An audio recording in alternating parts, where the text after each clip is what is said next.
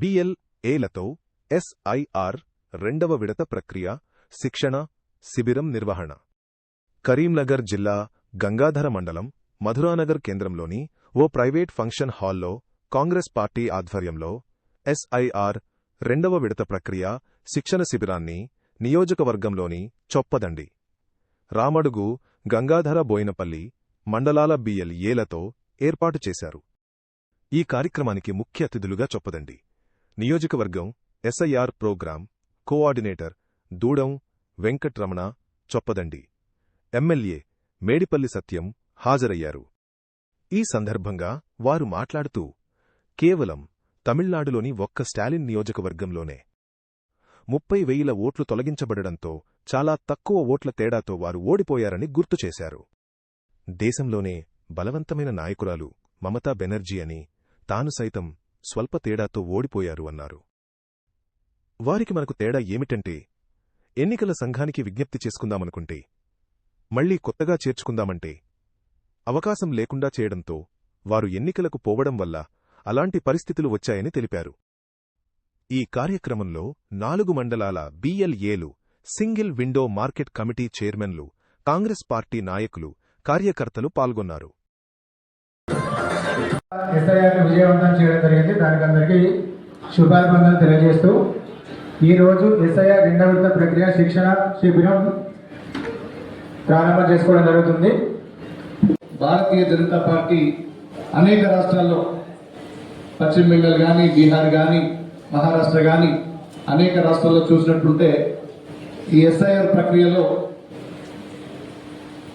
కాంగ్రెస్ అనుకూల ఓట్లు కలిగించి సెక్యులర్ భావజాలంతో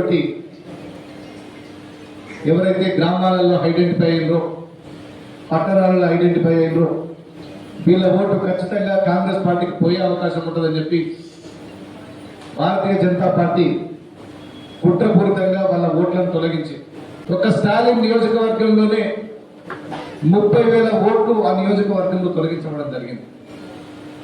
ఆయన చాలా తక్కువ ఓట్లతో ఆ నియోజకవర్గంలో ఓడిపోయారు. మమతా బెనర్జీ దేశంలోనే బలవంతమైన నాయకురాలు. ఆమె కూడా 2 నియోజకవర్గాల్లో పోటీ చేసి స్వల్ప తేడాతో ఓడిపోయింది. అంటే కొంత వాళ్లకు మనకు కూడా తేడా ఏంటంటే, SIR ప్రక్రియ ముగిసిన నెల రోజుల లోపలనే అక్కడ ఎన్నికలు ముగిసినాయి. వాళ్ళకి నిజానికి కూడా అప్పీల్ చేసుకునేందుకు మళ్ళీ కొత్తగా చేర్చుకునే అవకాశం లేకుండా చేసి ఎన్నికలకు పోయింది కాబట్టి అట్లాంటి ఫలితాలు వచ్చినాయి. కానీ తెలంగాణ రాష్ట్రంలో కాంగ్రెస్ పార్టీ అధికారం ఉంది. ఇక్కడ ఇంతకుముందు రేవంత్ రెడ్డి, మన శ్రీనివాస్ రెడ్డి గారు చెప్పినట్టు ఈ రాష్ట్రంలో ముఖ్యమంత్రి రేవంత్ రెడ్డి గారు ఉన్నారు. చొప్పదండి నియోజకవర్గంలో కాంగ్రెస్ పార్టీ ఎమ్మెల్యే ఉన్నారు. రాష్ట్రం అంతా కూడా కాంగ్రెస్ పార్టీ అధికారంలో ఉంది. అట్లాంటి పొరపాట్లు చాలా స్వల్పంగానే జరుగుతాయి, జరగడానికి అవకాశం చాలా తక్కువ. కానీ మన నియోజకవర్గంలో 327 బూతులు ఉన్నాయి. కనీసం బూతుకు 10 ఓట్లు మైనస్ చేసినా అది దాదాపు 4,000 ఓట్లు తగ్గిపోతాయి. 3,000 పైన చిల్లర. 20 ఓట్లు పోతే దాన్ని డబుల్ చేయండి. 30 ఓట్లు పోతే 20 ఓట్లు, 10 ఓట్లు, 30 ఓట్లు అనేది ఒక బూత్ లో. ఈ SIR అనేది చాలా మందికి కొత్త. వాస్తవంగా ఇది కొత్తది కాదు. మన దేశంకి స్వాతంత్రం వచ్చినాక ఇప్పటికి ఒక 10 నుండి 11 సార్లు ఈ SIR ప్రక్రియ అనేది జరిగింది. కానీ అప్పుడు మన ప్రభుత్వాలు, కాంగ్రెస్ ప్రభుత్వాలు ఏవైతే ఉన్నాయో ఆ ప్రభుత్వాలు ఆ SIR ప్రక్రియ అనేది ఒక ఓటర్ల ప్రక్షాళనకు సంబంధించి నిజాయితీగా, నిస్వార్థంగా చేశారు తప్ప, ఈ బీజేపీ ప్రభుత్వం వచ్చినాక ఈ SIR అనే ఒక ప్రక్రియను అడ్డు పెట్టుకొని, దానిలో ఉన్న లోపాలను అడ్డు పెట్టుకొని వాళ్ళు ఈ SIR లో ఓటర్లను తొలగించడము, ఫేక్ ఓటర్లను యాడ్ చేయడం వల్ల కొన్ని రాష్ట్రాల్లో అవకతవకలు జరిగినట్టు మన లీడర్ రాహుల్ గాంధీ గారు గుర్తించారు.